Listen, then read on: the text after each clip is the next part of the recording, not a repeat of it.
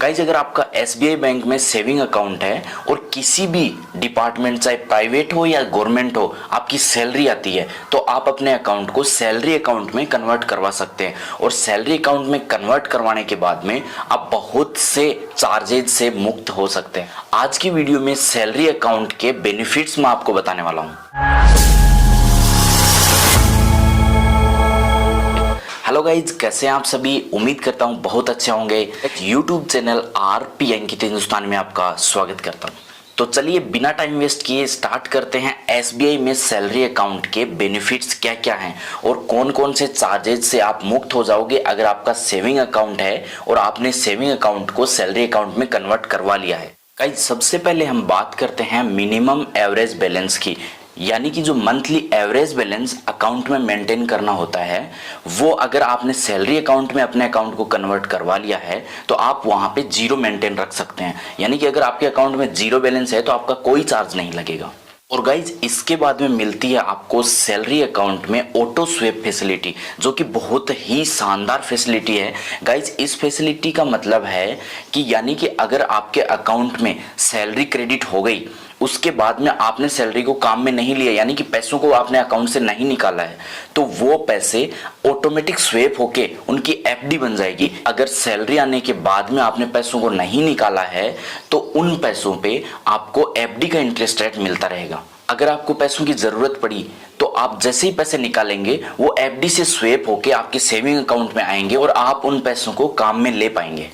और इसके बाद में बात करते हैं डेबिट कार्ड की। तो गाइज जो एटीएम कार्ड हम सैलरी अकाउंट से लेते हैं उस पे हमें कोई एनुअल चार्ज नहीं देना पड़ता, यानी कि सेविंग अकाउंट पे एक एनुअल चार्ज एटीएम कार्ड पे लगता है, वो सैलरी अकाउंट में कन्वर्ट होने के बाद में हमारे एटीएम कार्ड में नहीं लगता है। सैलरी अकाउंट में चेक बुक पर भी कोई चार्ज नहीं होता है, यानी कि जो आप सैलरी अकाउंट से चेक इश्यू करवाते हो उन पे कोई चार्ज बैंक नहीं लेता है। अगर सैलरी अकाउंट से डिमांड ड्राफ्ट आप बनवाते हैं तो डिमांड ड्राफ्ट का कोई चार्ज नहीं लगता है, सैलरी अकाउंट पे डीडी भी मुफ्त में बन जाती है। अगर हम बात करें उन सर्विसेज की जो हम जनरल रूटीन लाइफ में सबसे ज्यादा काम में लेते हैं, जैसे नेफ्ट, आरटीजीएस, एसएमएस की सुविधा, ये वो सर्विसेज हैं जो कि बेसिकली सभी काम में लेते हैं। यानी कि एसएमएस अपने अकाउंट में सभी एक्टिवेट रखते हैं, आरटीजीएस और नेफ्ट जनरली करवाने की जरूरत पड़ती रहती है। तो ये सभी सर्विसेज बैंक आपको मुफ्त प्रोवाइड करती है अगर आपका सैलरी अकाउंट है तो। और सैलरी अकाउंट का सबसे बड़ा बेनिफिट एक ये भी है कि इस पे एक्सीडेंटल इंश्योरेंस रहता है। अगर आपने सेविंग अकाउंट को सैलरी अकाउंट में कन्वर्ट करवा लिया है तो आपको अलग से इंश्योरेंस करवाने की जरूरत नहीं है। बाय डिफॉल्ट इसी अकाउंट के साथ में आपको एक्सीडेंटल इंश्योरेंस प्रोवाइड करवाता है बैंक।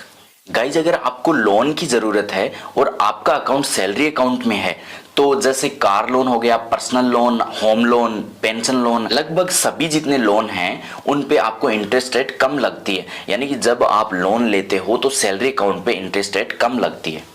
और गाइज आपकी एलिजिबिलिटी के अकॉर्डिंग आपको सैलरी अकाउंट पे ओवरड्राफ्ट की सुविधा भी मिलती है।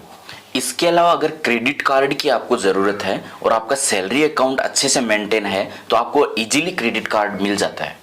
और गाइज सैलरी अकाउंट के लिए गवर्नमेंट डिपार्टमेंट में कार्यरत होना जरूरी नहीं है, यानी कि आपके अकाउंट में मंथली सैलरी क्रेडिट होनी चाहिए, भले ही वो कॉर्पोरेट सेक्टर हो, चाहे प्राइवेट सेक्टर हो या पीएसयू हो या गवर्नमेंट सेक्टर हो, कोई भी हो। अगर आपके अकाउंट में मंथली सैलरी क्रेडिट हो रही है तो आप अपने सेविंग अकाउंट को सैलरी अकाउंट में कन्वर्ट करवा सकते हैं। गाइज अगर जानकारी आपको अच्छी लगे तो चैनल को सब्सक्राइब कीजिए। इसी प्रकार की बैंकिंग से जुड़ी जानकारी आपको यहाँ प्रोवाइड होती रहेंगी।